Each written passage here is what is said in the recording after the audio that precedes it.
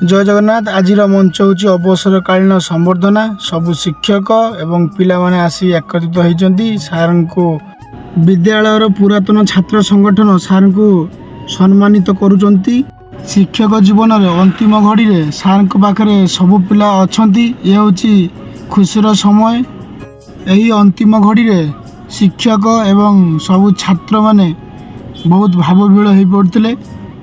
सार मध्य बहुत दुखित थिले। दीर्घ 30 वर्ष से स्कूल रे बिताई। 30 वर्ष भितर बहुत पिला पाठ पढ़ी जाइछंती। बहुत पिला को सार मनीष करिछंती। किंतु ये टाइम रे समस्ते आसी सार के पाखे पहुँचले सार है खुशीर विषय। सार को जीवा रास्ता रे फूल छिंचन करी शिक्षक एवं पुरातन छात्र माने आगे नहीं जाउछंती।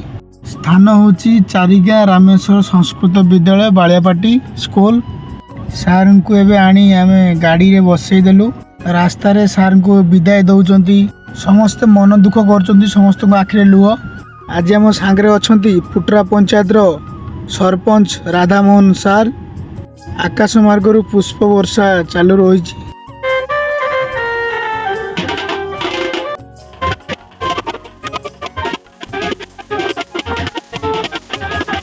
एबे हमें सार को नहीं घर पाखे पहुँच गलु।